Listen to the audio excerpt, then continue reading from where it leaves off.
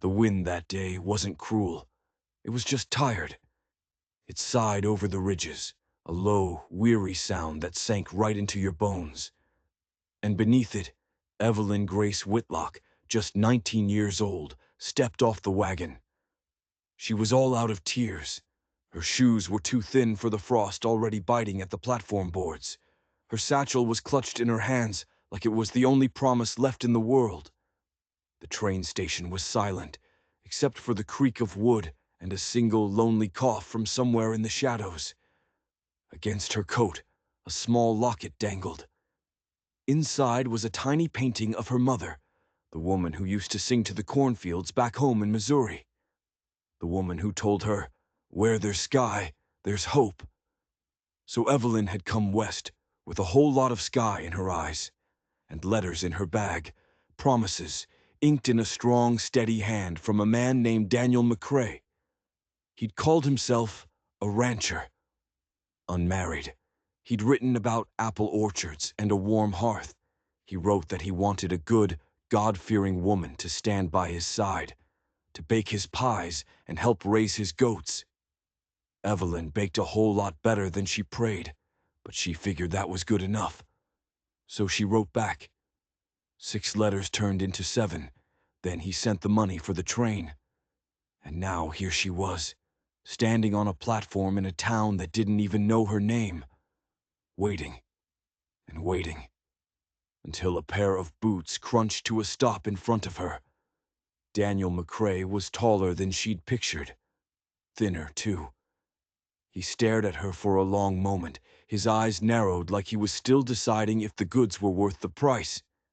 Then, his mouth twisted into something ugly. "You didn't say you walked with a limp." Her voice got stuck in her throat. I didn't think it mattered." "It does," he said, his voice flat. "It matters to a man with goats." She tried to smile, praying it was some kind of rough frontier joke. It wasn't. People were watching, women in their Sunday bonnets, kids with cheeks red from the cold. The town sheriff, leaning against a post, spinning a nickel. Daniel McCrae shook his head, just once. A small final gesture. And then he turned around and walked away. Just like that. His boots crunched a steady rhythm in the snow. No goodbye, not even a look back. Evelyn just stood there. She didn't feel her hands go numb, didn't feel the frost creeping up her ankles. She only moved when she heard someone snicker.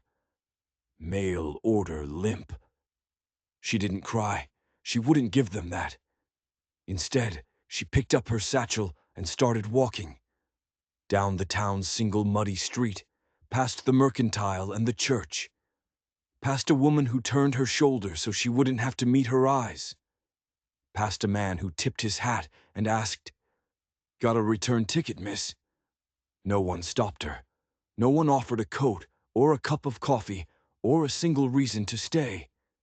She walked until the houses got smaller and the trees got bigger, until the whispers of the town were swallowed by the sighing of the pines.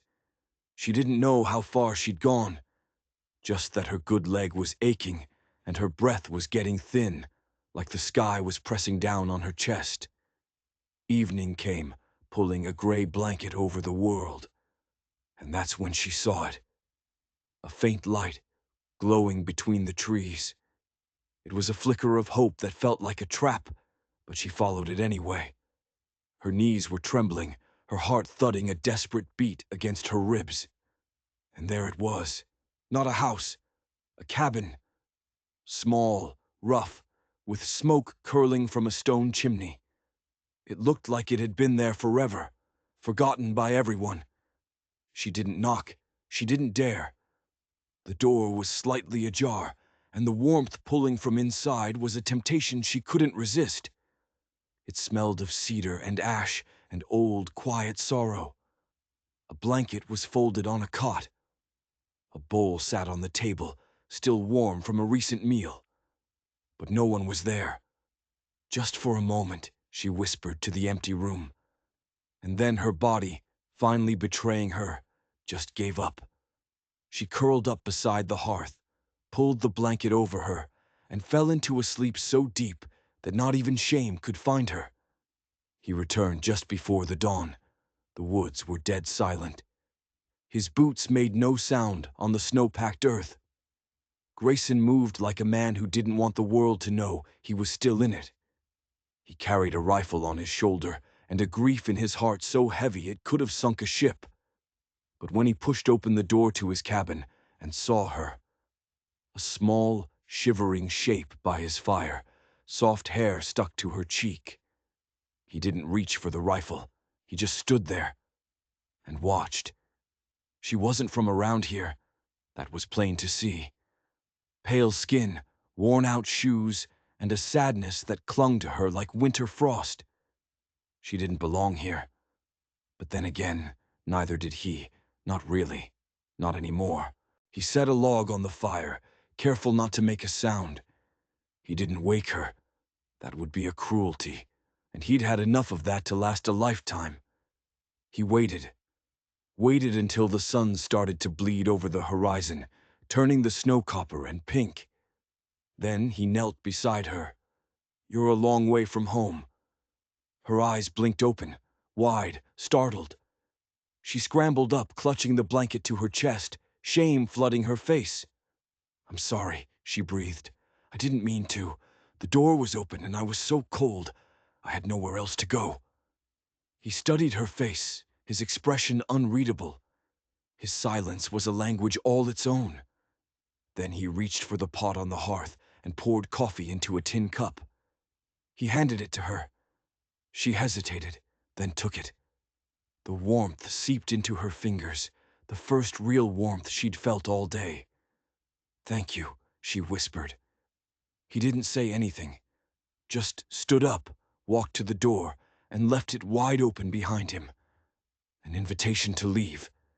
She watched him go, his broad back disappearing into the trees. And she knew he was right. She didn't belong. She folded the blanket, placing it exactly where she'd found it. She set the cup on the table, and then she walked back out into the cold. The town hadn't gotten any warmer overnight. The whispers were still there, buzzing like angry hornets. The preacher's wife swept past her on the boardwalk, her nose in the air. A group of boys threw a snowball. "Cripple bride!" one of them yelled. She didn't turn around. She just kept walking. She found a little alcove behind the bakery, where the warm air from the ovens leaked through the stones. She sat there, trying to warm her hands, trying to figure out what to do next. She had no money, no return ticket, no promises left to believe in. That night she curled up in a pile of sawdust behind the abandoned smithy. The stars were cold and distant. They just watched. And Evelyn knew this was it. This was the start of her second life. A life she had to build from nothing but splinters and dust. Days started to bleed together. Evelyn learned to survive on the scraps the town left behind. She mended socks for the blacksmith's widow, who paid her in leftover bread that was always a day stale.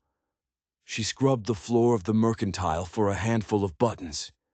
She learned which folks would turn her away with a sneer, and which ones would pretend they didn't see her at all. They had names for her: the settler ghost, the mail order mistake.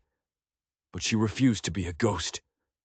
She picked up the broken things she found: a boy's dropped toy soldier, a torn piece of lace from a woman's dress, a farmer's snapped rein.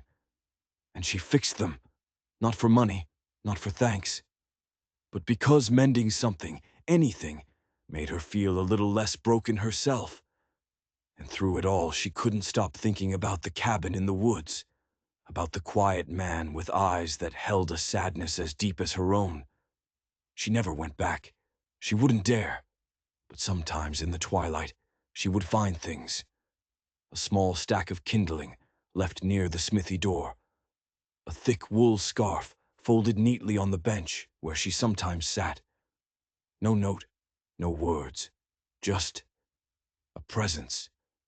A quiet acknowledgement that she was still there, still breathing, And that presence, that silent offering, started to stitch her soul back together in a way no needle and thread ever could. One morning, she woke up to find something new beside her sleeping spot. Two small jars. One was filled with a dark, crushed herb paste. The other, a salve made from bear fat. For her leg, for the limp, for the thing the world had decided was a flaw. She sat there on the cold ground, staring at them, her hands trembling. No one had ever tried to fix her pain before. They'd only ever pointed it out.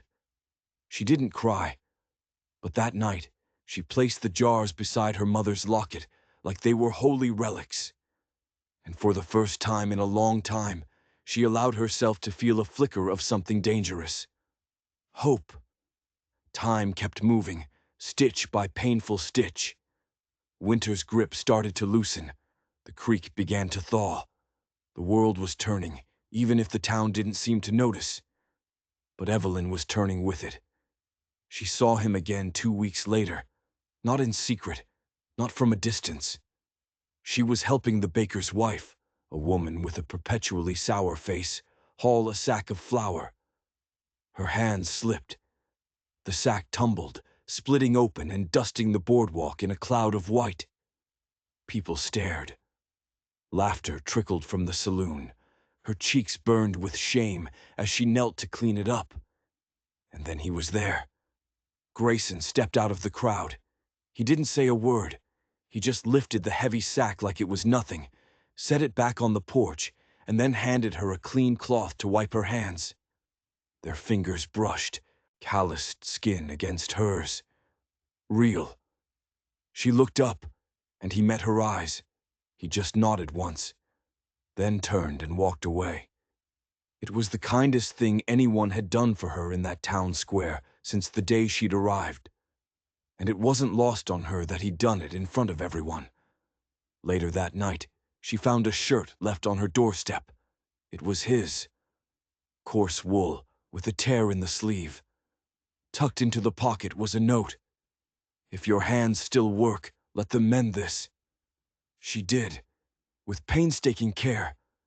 Every stitch was perfect, every thread pulled tight. She wasn't just fixing a shirt. She was sending a message. When it was done, she wrapped it in a clean piece of linen and walked to the edge of town, back toward the woods. She left it on a stump, right where the path began. No note, just the mended shirt. Her offering. The next morning, the shirt was gone, and in its place was a small wooden carving of a bird. A hawk, its wings stretched wide, ready for flight. She clutched it in her pocket from that day on. A secret promise. The town didn't change, but she did. She stopped shrinking from the whispers. She met their stares with a silence that was sharper than any insult. She held her chin a little higher. Let them stare. Let them see a girl who was not ashamed to be standing. But the rumors only grew. The preacher's wife cornered her outside the church. "Some women," she said, loud enough for half the town to hear, "find themselves drawn to the savage life. They forget their place." The laughter that followed was like a slap. But Evelyn didn't answer. She just went back to the bakery, took the flour she'd earned, and baked 2 pies. One for the widow with the sick child, and one for the old native woman who sold baskets by the creek. She left them on their doorsteps. No name, just warmth, just sugar and cinnamon. The preacher's wife got no pie. That spring, something shifted. A boy fell from a wagon, his arm snapping with a sickening crack. The doctor was out of town. His mother was screaming. It was Evelyn who ran for clean cloths, Evelyn who boiled the water, Evelyn who set the bone and tied the splint, her hand steady and sure. She held the boy's hand while he cried, humming a lullaby her own mother used to sing. The boy healed. His mother never said thank you. But other people saw. The eyes that used to slide past her now started to pause, to watch. She didn't want their praise. She didn't want anything from them. She was just trying to survive. But still, on the quiet evenings, she would look toward the ridge and wait. He came back at dusk. She was gathering firewood behind the bakery when she felt it. That stillness, that quiet presence. She turned. He was standing under an old elm tree, just watching her. "I mended your shirt," she said, her voice barely a whisper. "I know. You carved the hawk." He nodded. They stood there for a long time, the silence stretching between them, comfortable and full. She took a step closer. "I never thanked you," she said. "You didn't need to." "Yes," she insisted, her voice breaking just a little. "I did. That night, in your cabin. I wasn't just running from that man at the station. I was running from being nothing to anyone." His eyes never left her face. "You are not nothing," he said, his voice low and rough, like stones rolling in a riverbed. "You are a spirit still standing." The words hit her like a physical blow, painful, and then, impossibly, healing. She put a hand over her heart, not to guard it, just to feel it beating. "Tell me your name," she whispered. "Grayson." She managed a small smile. "I'm Evelyn." A pause stretched between them. "I know," he said, and then he started walking beside her. Not ahead, not behind, beside her. They didn't hold hands. They didn't say another word. But as they walked back towards the lights of the town, she knew, with a certainty that settled deep in her bones, that the long, lonely fight to survive had just become something else entirely. It had become a quiet becoming, and she wasn't walking alone anymore. Spring didn't arrive with a bang. It crept in on quiet feet, sighing through the pines. The snow melted in slow, reluctant streaks, and the buds on the trees hesitated before they dared to open. And Evelyn, well, she learned to live in the small moments instead of the big plans. She stopped counting the days since the rejection at the train station. Time had softened. It wasn't a weapon anymore. It was just time. And so had he. Grayson started coming around more. No fanfare, no grand gestures. Sometimes he'd leave a sack of dried corn by her door. Once he brought her a worn leather journal with empty pages. "To keep your thoughts from floating away," he'd said gruffly. She stared at it like he'd handed her the moon. They started sharing meals, not in town. Out by the creek, under the cottonwood trees. No table, just the earth between them. No fine china, just their hands, moving with a quiet care. They didn't talk about the big things, not about the past, not about the man who left her standing in the snow, not about the shame the town tried to make her wear like a second skin. Instead, they talked about the little things. What made the best crust for an apple pie, the way the birds always chose the highest branches at sunset, how some songs could make you remember things you thought you'd forgotten. She didn't fall in love like they wrote about in books. There was no sudden storm of passion, no racing heart. It was quieter than that. It was the slow, dawning certainty that here was a person who saw all of her, the limp, the scars, the stubborn pride, and chose to stay. One afternoon she was patching a hole in his coat. She pricked her finger and let out a small curse. He looked over from where he was sharpening a knife. "You bleed easy," he said. She managed a smile. "No, just don't have much practice with leather this thick." He put the knife down, walked over, and took her hand. He gently wiped the drop of blood away with a cloth from his belt, and he didn't let go right away. Her breath caught in her throat. Not from the sting, but from the simple, tender way he held her hand. A hand the world had always treated as something to be ignored. He didn't kiss her. He just looked at their hands together and said, "You care with your hands. That's why they get hurt." And in that moment, she felt like he had read every secret page of her soul. Of course, the town whispered.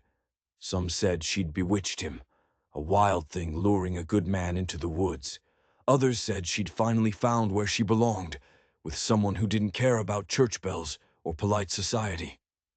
She ignored them. So did he. Their silence was its own fortress. One evening, they were sitting by the fire outside his cabin.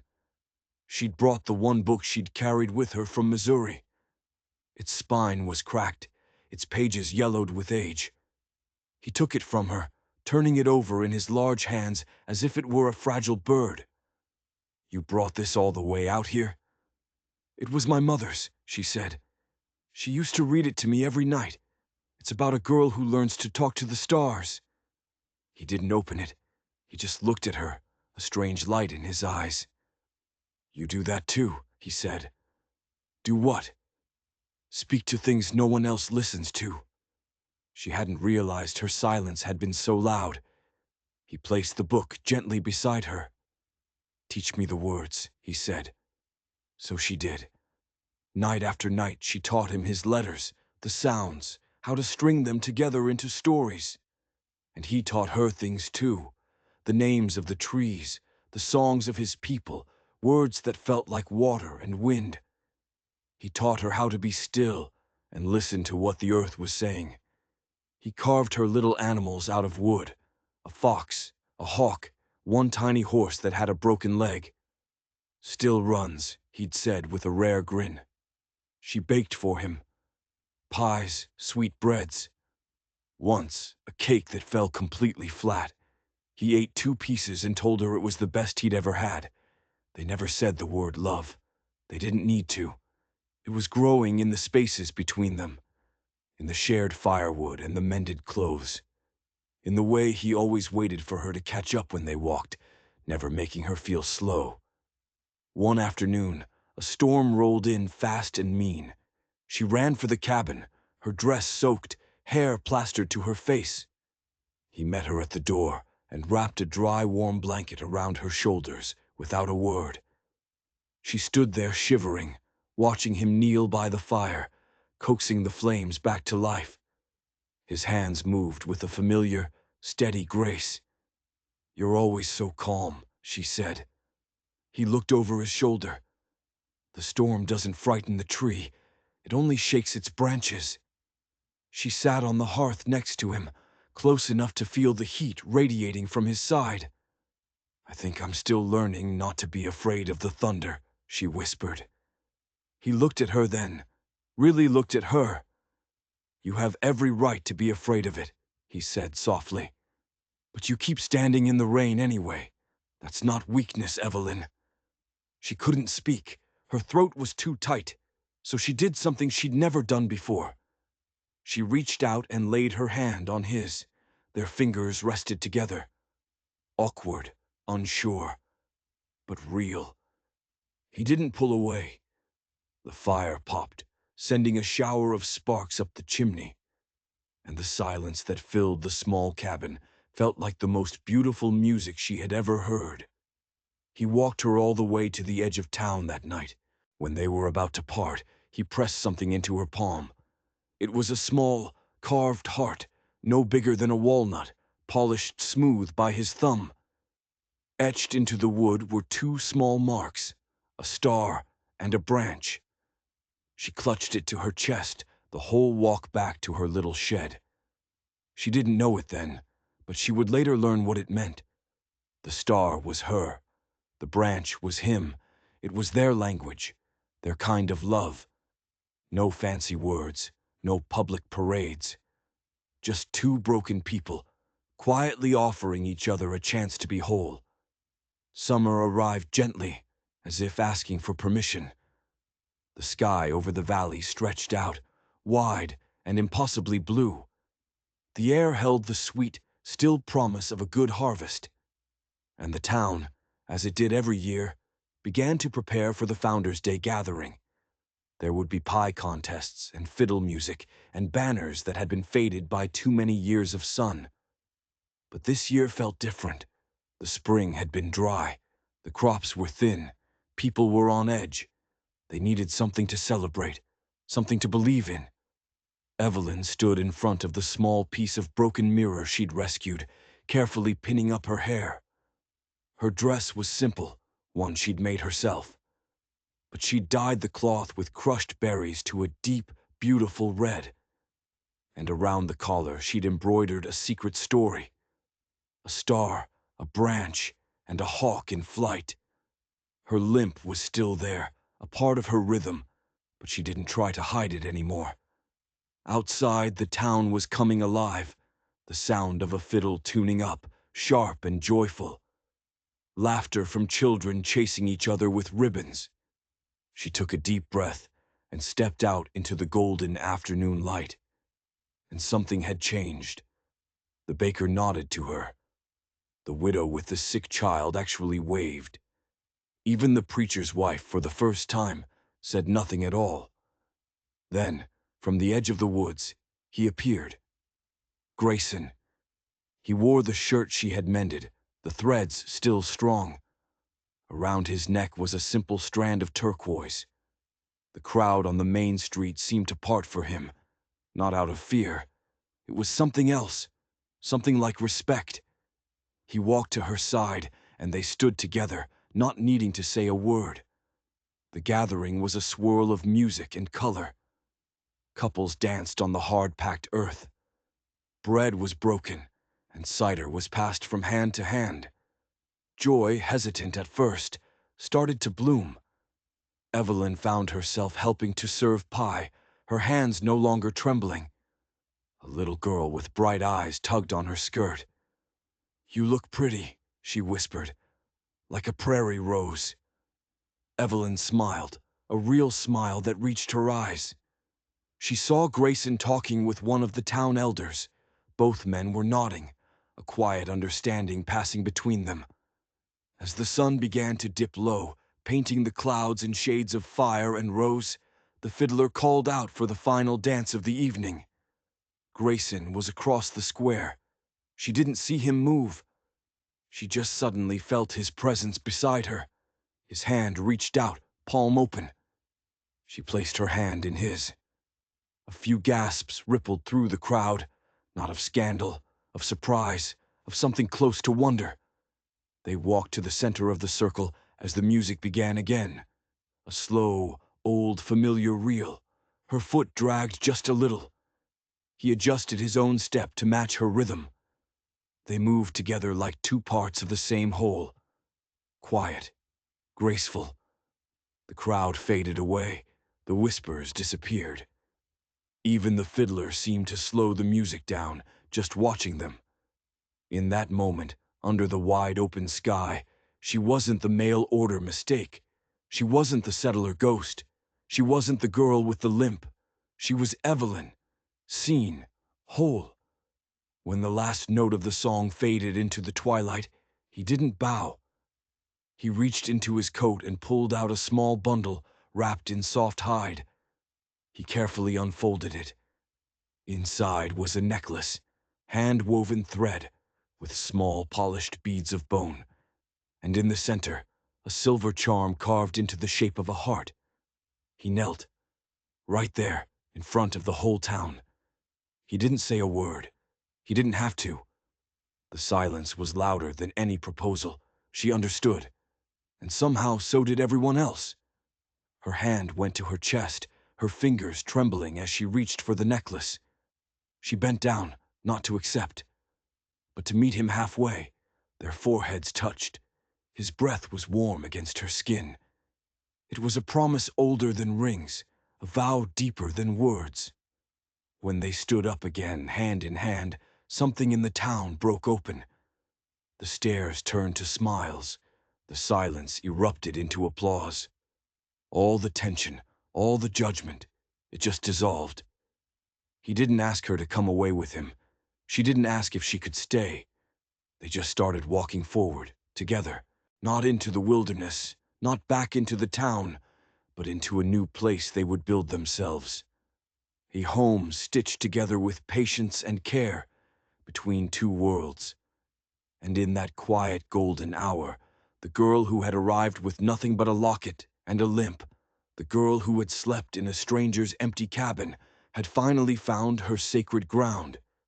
So if the world ever makes you feel like you're too broken to be chosen, too different to be loved, you remember Evelyn Grace Whitlock. You remember the girl they laughed at, the girl they tried to erase with whispers, the girl who refused to be dust. She stitched her life back together, one brave act at a time, and found a home not in a house, but in a heart that spoke her own silent language. Because sometimes, when every door slams shut in your face, it's because the right one was already standing wide open. And sometimes, the greatest love stories aren't the ones that are shouted from the rooftops. They're the ones whispered in the quiet moments between two people who were brave enough to see the beauty in the broken pieces. If you enjoyed this story, don't forget to like and subscribe, because you never know what you'll find when you're brave enough to follow the tracks.